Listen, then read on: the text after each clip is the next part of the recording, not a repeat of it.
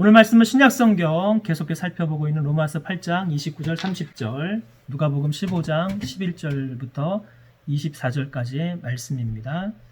여러분 있는 곳에서 우리 함께 말씀 읽기를 원합니다. 함께 읽겠습니다. 하나님이 미리 아신 자들을 또한 그 아들의 형상을 본받게 하기 위하여 미리 정하셨으니 이는 그로 많은 형제 중에서 맏아들이 되게 하려 하심이니라. 또 미리 정하신 그들을 또한 부르시고 부르신 그들을 또한 의롭다 하시고 의롭다 하신 이들을 또한 영화롭게 하셨느니라. 누가복음 15장입니다.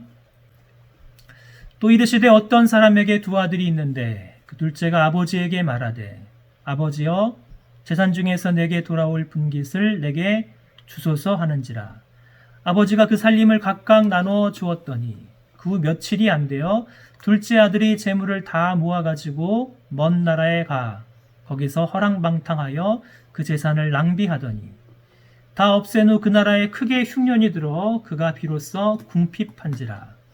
가서 그 나라 백성 중 한 사람에게 붙여 사니 그가 그를 들로 보내어 돼지를 치게 하였는데 그가 돼지 먹는 죄업 열매로 배를 채우고자 하되 주는 자가 없는지라. 예 스스로 돌이켜 이르되 내 아버지에게는 양식이 풍족한 품꾼이 얼마나 많은가. 나는 여기서 줄여 죽는구나. 내가 일어나 아버지께 가서 이르기를 아버지 내가 하늘과 아버지께 죄를 지었사오니 지금부터는 아버지의 아들이라 일컬음을 감당하지 못하겠나이다. 나를 품꾼의 하나로 보소서 하리라 하고 이에 일어나서 아버지께로 돌아가니라. 아직도 거리가 먼데 아버지가 그를 보고 치근히 여겨 달려가 목을 안고 입을 맞추니 아들이 이르되 아버지 내가 하늘과 아버지께 죄를 지었사오니 지금부터는 아버지의 아들이라 일컬음을 감당하지 못하겠나이다 하나 아버지는 종들에게 이르되 제일 좋은 옷을 내어다가 입히고 손에 가락지를 끼우고 발에 신을 신기라. 그리고 살찐 송아지를 끌어다가 잡으라. 우리가 먹고 즐기자. 이 내 아들은 죽었다가 다시 살아났으며 내가 잃었다가 다시 얻었노라 하니 그들이 즐거워하더라. 아멘. 지난주 목요일은 1950년 6월 25일 한국전쟁이 일어난 지 70주년이 되는 날이었습니다. 북한에서 전사한 국군 전사자 유해 147구가 북한에서 하와이에서 다시 조국으로 70년 만에 돌아왔습니다. 동시에 미국 전사자 유해 6구를 미국으로 봉송했습니다. 조국으로 돌아온 전사자를 위해서 한국에서는 영웅에게라는 주제로 한국전쟁 70주년 기념 행사를 가졌습니다.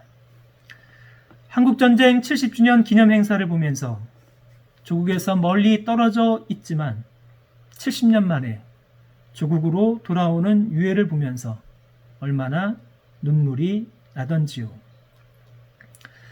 오랜 시간 걸쳐 먼 길을 오시느라 대단히 수고하셨습니다. 지금부터 대한민국 공군이 안전히 호위하겠습니다. 6.25 전쟁 참전 조종사의 손자 조종사의 특별한 어모 비행이 있었습니다. 돌아온 비행기를 배경으로 전쟁 참전 영웅들의 희생과 헌신을 기리고 70년 만에 조국으로 돌아온 147명의 여정을 그린 잘 준비된 퍼포먼스와 드론으로 표시된 태극기가 정말로 멋있었습니다. 조국으로 돌아온 147명의 전우들과 같은 미국 7사단 17년대 소속으로 참전한 유영봉 2등 중사의 감동적인 복귀 신고도 있었습니다. 전쟁에 참여하여 군인을 파병한 유엔의 29개국 정상의 메시지, 20대 초반에 친구 같은 나이에 연예인 유승호의 헌정사를 듣고 보면서 많은 감동을 받았습니다. 유승호의 친구에게라는 헌정사 가운데 이런 글이 있었습니다. 친구여, 그 고통스러운 나날들을 어떻게 견디셨습니까? 매일 밤마다 찾아오는 두려움은 어찌 이겨내셨습니까? 포탄처럼 날아드는 번뇌와 서글픔은 또 어찌 삼키셨습니까? 그리고 마지막 순간에는 누구를 떠올리며 눈을 감으셨습니까? 당신의 어머니가 당신을 한순간도 잊지 않았던 것처럼 우리도 당신을 영원히 기억하겠습니다. 10년 만에 조국으로 돌아온 147구의 유해자, 전사자 유해를 보면서, 그리고 비록 지금은 산화하였지만 조국의 평화를 위해서 젊은 나이에 전사한 그들을 최대한 예우하는 대한민국을 보면서 코로나 시대에 우리 조국의 국격이 많이 향상된 자부심과 함께 전쟁 70년이 지났는데도 아직도 언제 전쟁이 일어날지 모르는 분단된 조국의 현실이 참으로 안타깝게 느껴져 마음이 아팠습니다. 조국으로 돌아온 147명의 유해를 보면서 오늘 전할 말씀의 주제인 구원의 돌아옴 혹은 돌이킴, 회심의 주제가 생각이 났습니다. 우리도 아버지의 품으로 돌아가는 구원을 회심이라고 합니다. 회심은 영어로 컨버전이라고 합니다. 회심은 구원의 황금사슬 가운데 5가지 구원의 황금사슬, 예지, 예정, 소명, 칭의, 영화, 특별히 소명과 칭의 사이에 있는 3가지, 중생, 회심, 신앙이 있습니다. 중생, 회심, 신앙을 포함한 구원의 9가지 황금사슬, 너무 중요하기 때문에 여러분 꼭 기억하시면 좋겠습니다.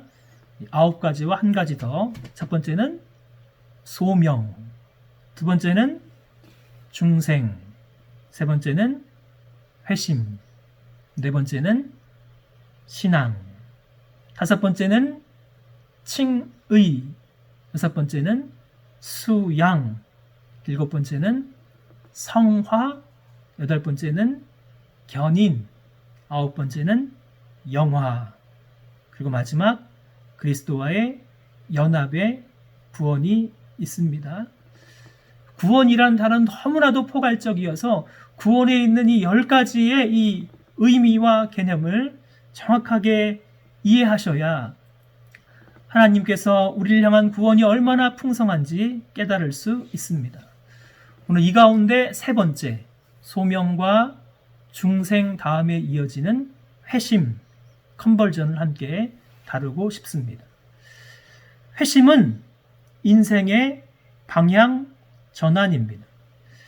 회심 이전에 영적으로 타락한 인생은 오직 자기 자신만을 위해서 살아갑니다. 사람이 세상을 살아가는 동기가 오직 자기 사랑입니다. 아무리 똑똑한 사람도 자기 사랑에서 벗어날 수 없습니다. 하나님의 복음으로 부르심을 받고 거듭나기 전에 사람의 삶의 목표는 오직 자기 자신에서 조금 넓힌다면 자기 가족입니다. 그런데 오직 자기만 사랑하며 살아가던 사람이 이제는 인생의 방향을 바꾸어 자기를 지으신 하나님을 위해서 살아가기 시작합니다. 여기에 놀라운 방향 전환이 일어납니다. 이것이 돌아옴 혹은 돌이킴의 회심입니다. 성경에 회심이라는 말은 없지만 우리는 회심이라는 말을 많이 듣습니다. 회심 혹시 들어보신 적이 있으신지요? 회심의 일격이라는 말이 있습니다. 상대방에게 치명적인 일격을 가하는 공격을 회심의 일격이라고 합니다. 불교에서는 회심가, 회심곡이라는 노래가 있습니다. 우리는 찬송가, 복음성가를 부르는데 불교에서는 모든 것이 인간의 마음에 달려 있으니 허랑방탕하게 살던 사람이 자기의 마음을 고쳐먹고 전혀 다른 사람이 된다는 노래가 회심가, 회심곡입니다. 기독교의 구원에서 회심은 단순히 자기 자신의 마음을 고쳐 먹는 것이 아닙니다. 우리의 구원에 있어서 회심은 일생일대의 최초의 회개와 그리고 믿음을 합쳐서 회심이라고 부릅니다. 자, 회심에는 그러므로 두 가지 요소가 있습니다. 첫 번째는 회개, 두 번째는 믿음. 죄로부터 돌이켜서 하나님을 향하여 가는 것을 회심이라고 합니다. 그러면 회심은 누가 하는 것입니까? 인간 스스로 회심을 할 수 있습니까? 아니면 하나님께서 회심케 해 주셔야 하는 것입니다.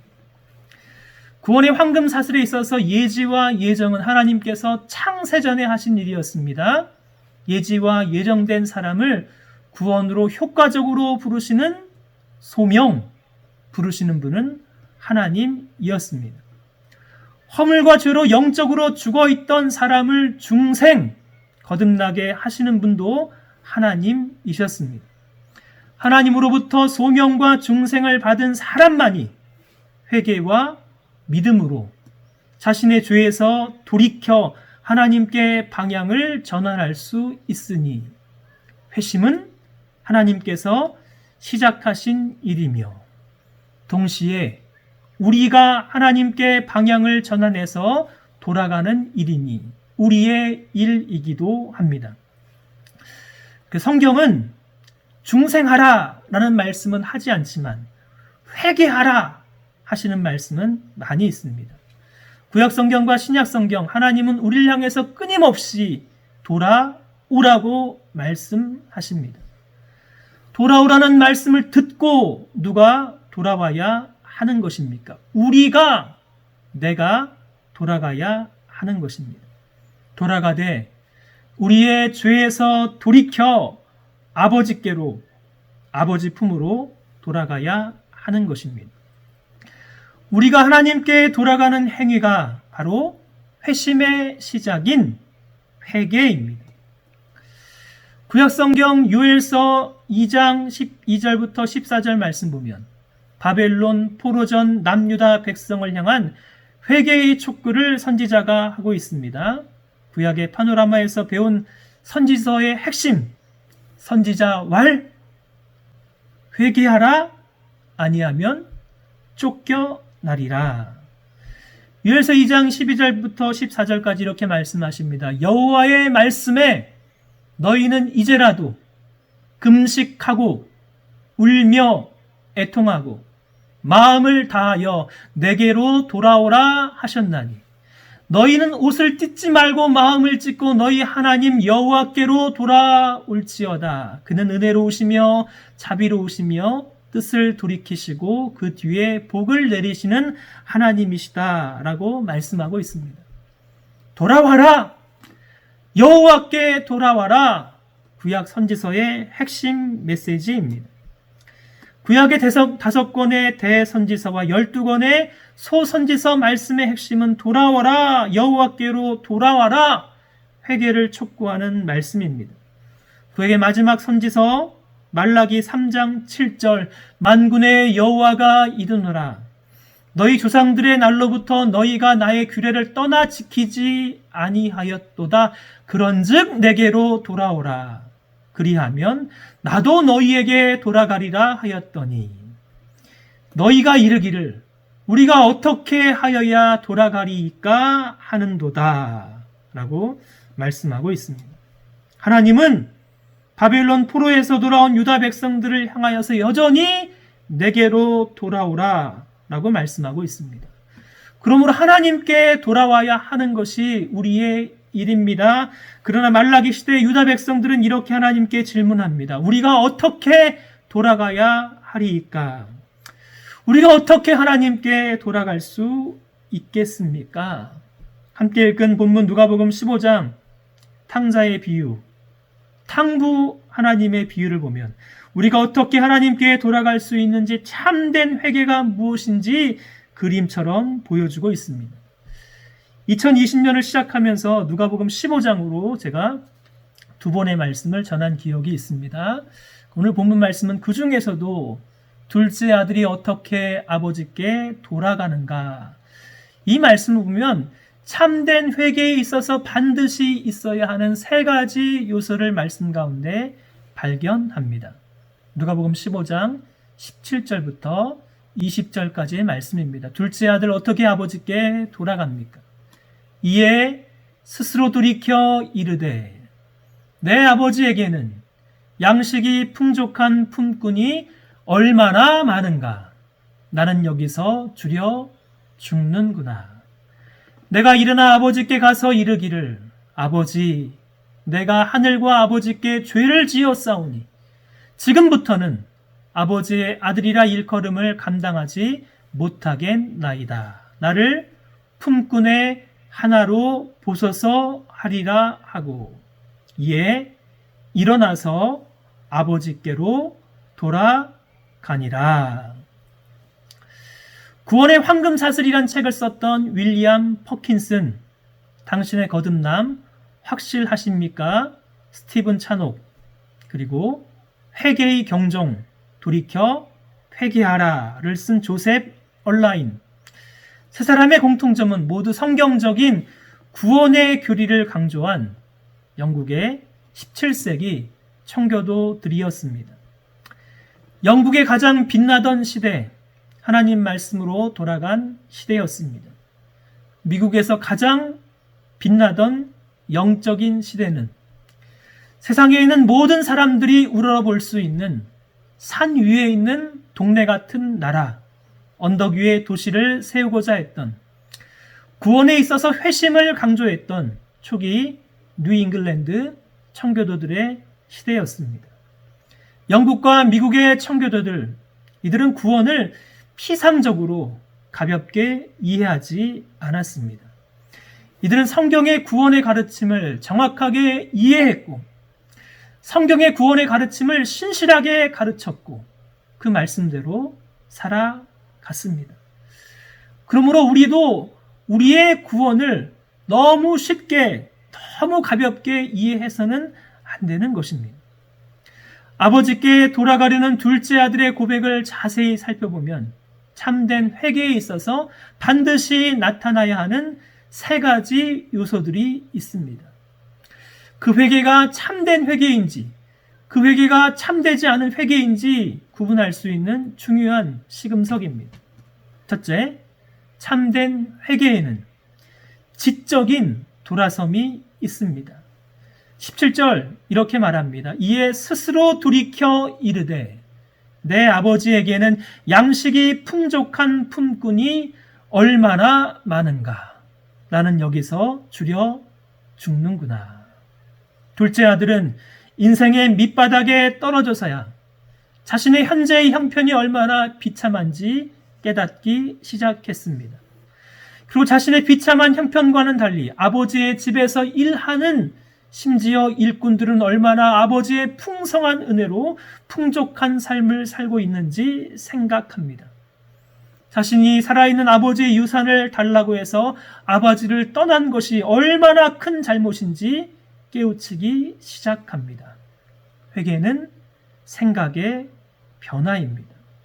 비로소 비정상적인 생각에서 돌이켜 정상적인 생각으로 돌아서는 것입니다.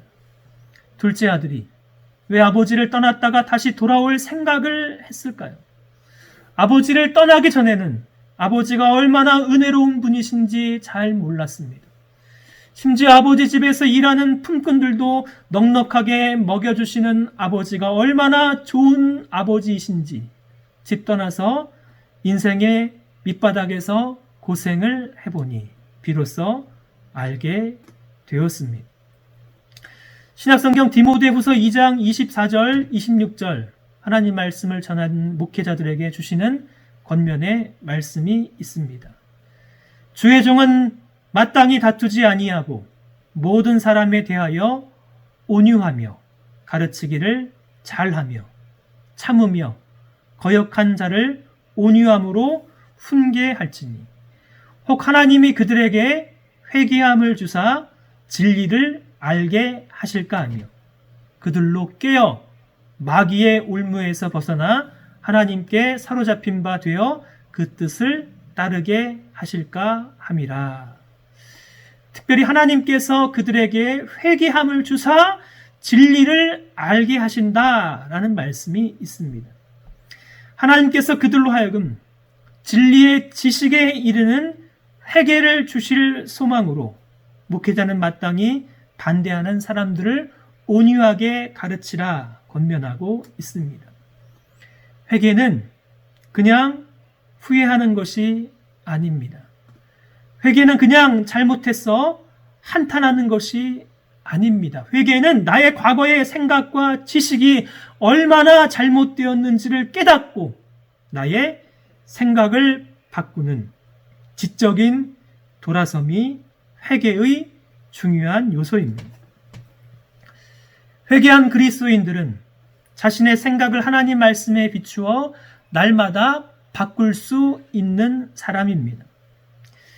요즘 젊은이들이 가장 싫어하는 말 가운데 하나가 있습니다. 꼰대라는 말입니다.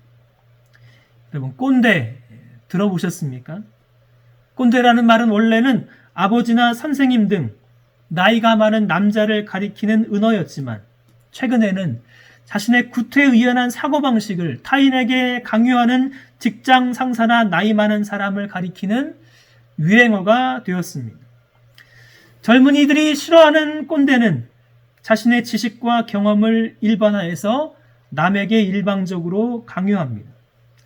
자신의 정치와 이념적인 성향이 항상 옳다고 주장합니다. 그렇지 않아도 하루하루 불안하고 힘든 청년들에게 나의 관점이 옳고 너의 관점은 틀리다는 흑백 논리로 젊은이들이 원하지도 않는데 충고하고 지적합니다. 회개한 믿음의 사람의 생각은 마치 꼰대가 아니라 어린 아이와도 같아야 하는 것입니다. 이전에는 고집만 부리던 사람이 깨닫는 사람으로 변화됩니다. 과거에는 생각이 강팍한 사람이 이제는 언제든지 자신의 생각을 바꾸고 고칠 준비가 되어야 하는 것입니다. 우리가 하나님 나라에서 하나님을 뵙는다면 우리가 이 땅에서 생각하고 주장한 것 가운데 잘못된 것이 얼마나 많겠습니까? 그러니 이 땅에서 하나님의 말씀으로 우리의 생각도 바꾸고 우리가 알고 있는 지식도 바꿀 준비가 항상 되어 있어야 하는 것입니다. 두 번째, 참된 회개에는 감정적인 돌아섬이 있습니다. 18절, 19절. 둘째 아들의 생각만 변한 것이 아닙니다. 그의 마음, 그의 입이 바뀌었습니다. 내가 일어나 아버지께 가서 이르기를 아버지, 내가 하늘과 아버지께 죄를 지었사오니 지금부터는 아버지의 아들이라 일컬음을 감당하지 못하겠나이다. 나를 품꾼의 하나로 보소서 하리라. 둘째 아들의 마음에는 자신이 아버지께 지은 죄에 대한 안타까운 슬픔과 후회가 있습니다. 참된 회개에는 감정의 변화가 있습니다.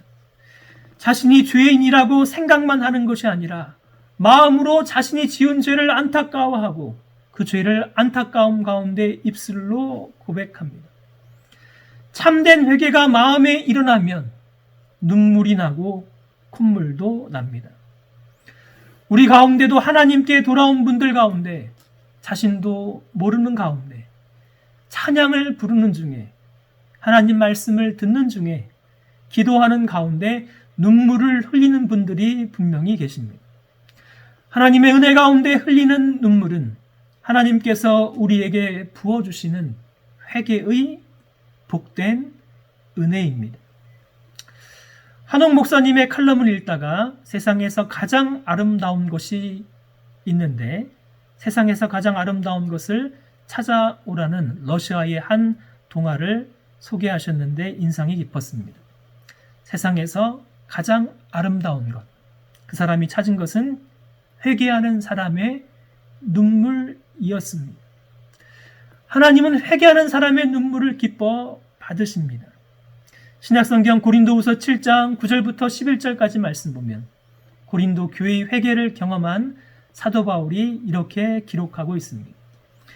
내가 지금 기뻐함은 너희로 근심하게 한 까닭이 아니요 도리어 너희가 근심함으로 회개에 이른 까닭이라. 너희가 하나님의 뜻대로 근심하게 된 것은 우리에게서 아무 해도 받지 않게 하려 함이라. 하나님의 뜻대로 하는 근심은 후회할 것이 없는 구원에 이르는 회개를 이루는 것이요 세상 근심은 사망을 이루는 것이니라.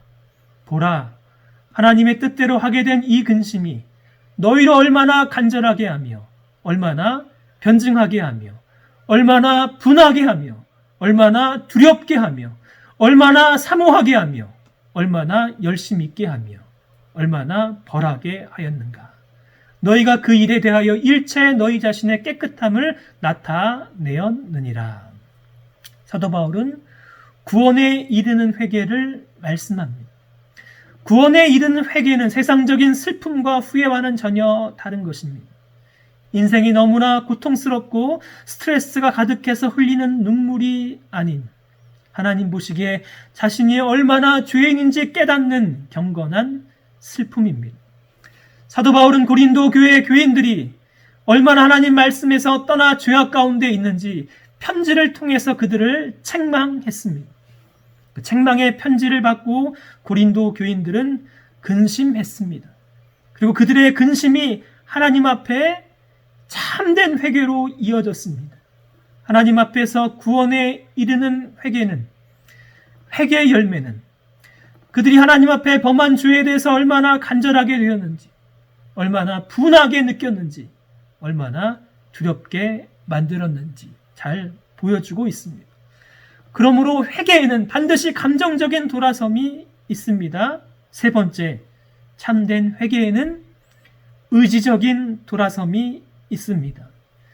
둘째 아들은 생각만 하고 마음의 죄를 뉘우치고 눈물 흘리면서 후회만 한 것이 아닙니다. 아주 중요한 회개의 세 번째 요소, 의지적인 돌아섬. 20절 어떻게 말합니까? 이에 일어나서 아버지께로 돌아가니라. 회개에 있어서의 의지는 죄를 미워하고 슬퍼하고 뉘우치는 것만이 아니라 죄를 끊어내는 것입니다. 일어나야겠다. 둘째 아들은 생각만 하지 않습니다. 그냥 슬픔 가운데 주저앉아 있지 않습니다. 일어나서 아버지께로 방향을 전환해서 돌아갑니다. 그러므로 참된 회개에는 이 세 가지가 다 있습니다. 회개의 지적인 돌아섬, 회개의 감정적인 돌아섬, 회개의 의지적인 돌아섬, 이 세 가지 요소를 살펴보면 어떠한 회개가 진정한 회개인지, 어떠한 회개가 진정한 회개가 아닌 가짜 회개인지 알 수 있습니다. 성경을 보면 가장 안타까운 사람이 두 사람이 있습니다. 구약에는 사울, 신약에는 가론 유다입니다. 사울과 다윗을 비교해 보면 사울은 항상 후회만 하고 다윗은 하나님 앞에 눈물로 회개하고 돌이킵니다. 가론 유다와 사도 베드로, 어찌 본다면 둘 다 큰 죄를 범한 사람이지만 가론 유다는 후회만 한 인생이지만 베드로는 예수님을 3번이나 부인했어도 돌이켜 회개합니다. 후회와 회개 비슷하지만 결과는 하늘과 땅 차이입니다.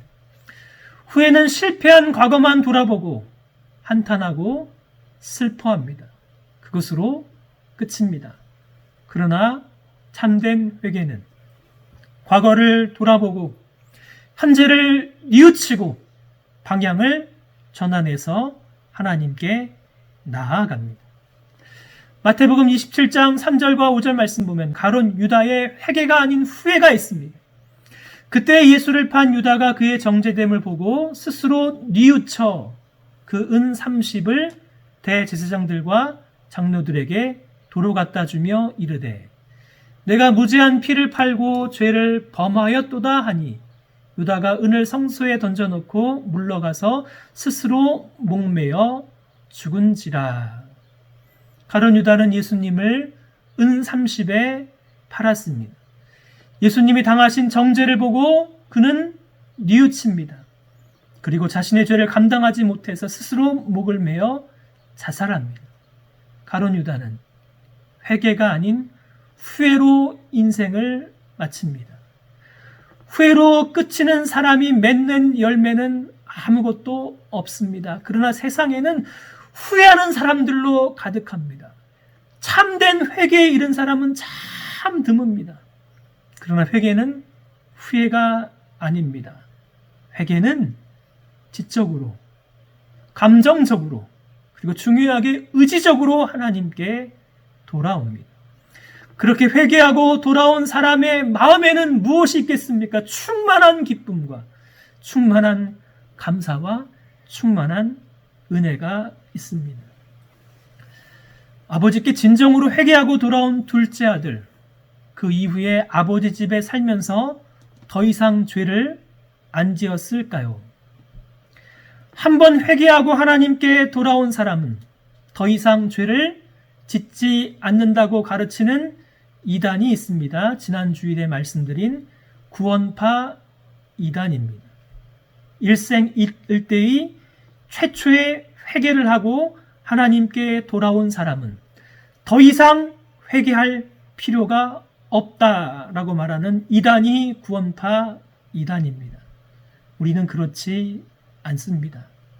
일생일대 최초의 회개를 하고 하나님께 돌아온 사람은 한 번만 회개를 하지 아니하고 날마다 하나님 말씀에 비추어 살지 못한 자신의 삶을 회개합니다. 하나님께 돌아와서 하나님 앞에 살아가는 코람데오의 삶은 하나님 앞에 살아가면서 우리가 얼마나 큰 죄인인지 날마다 깨우칩니다. 그래서 회개한 사람의 죄는 점점 사라집니다. 그러나 날마다 하나님 앞에 살아가기에 하나님을 향한 죄의식은 점점 커져갑니다.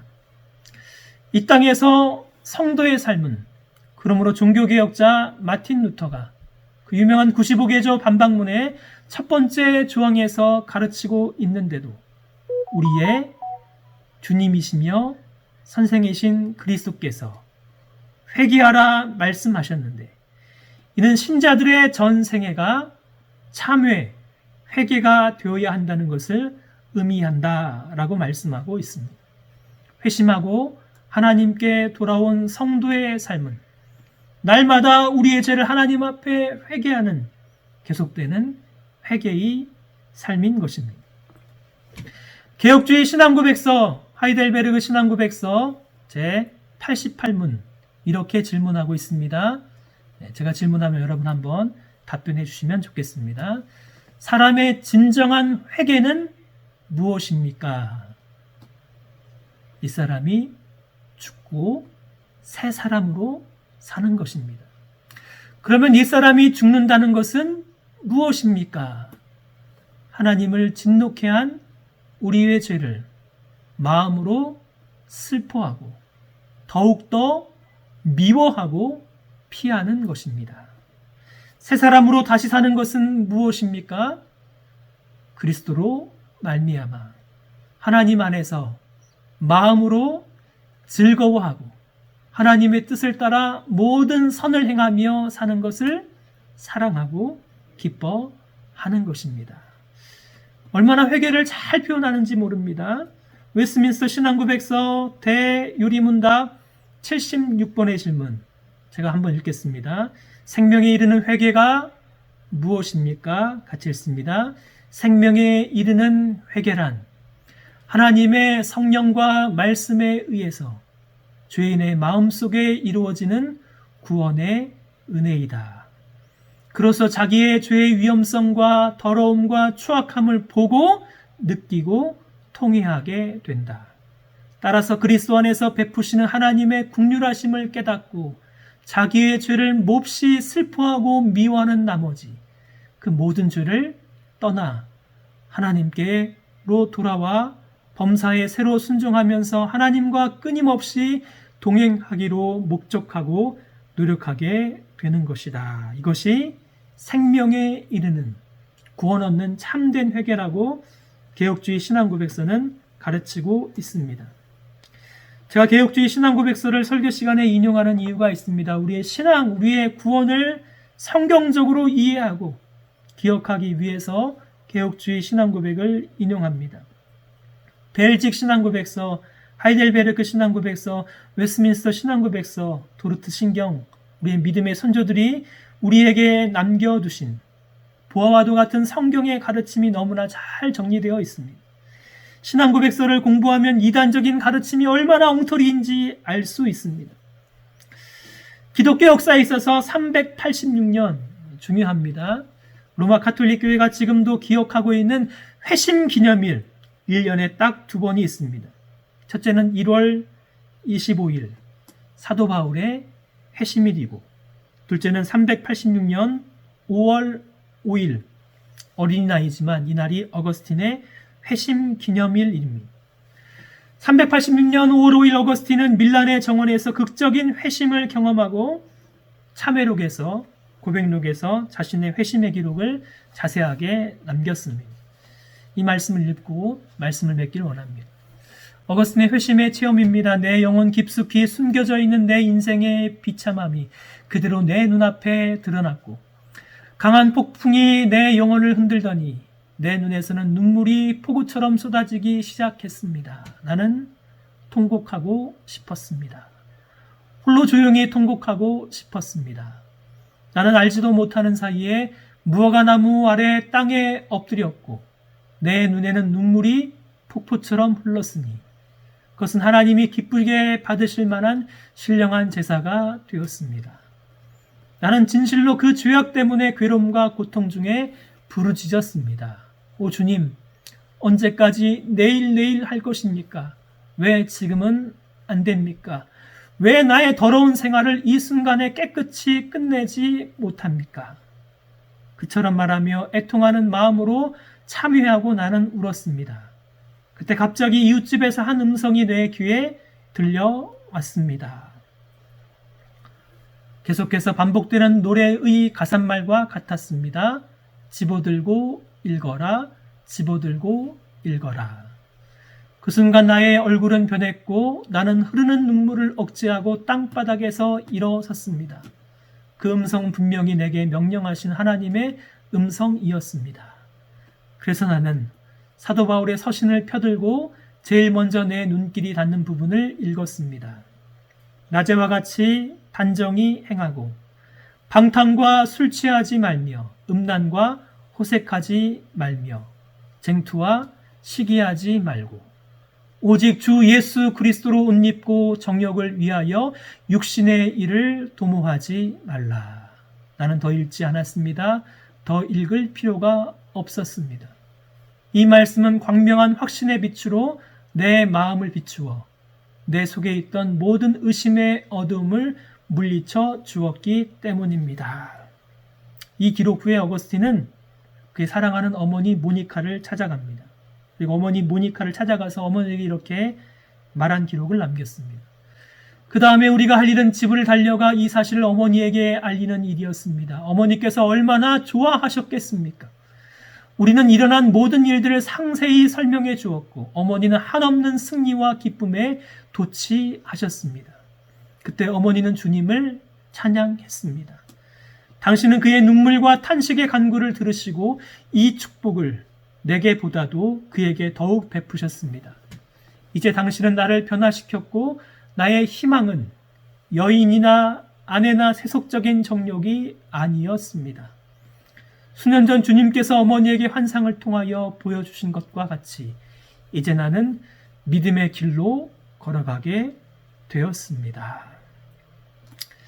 사랑하는 여러분, 여러분은 회심하셨습니까? 여러분의 사랑하는 자녀는 회심하였습니까? 내가 회심했는지, 회심에는 분명한 증거가 있습니다. 3가지 중요한 회심 말씀드렸습니다. 지적인 회개, 감정적인 회개, 의지적인 회개.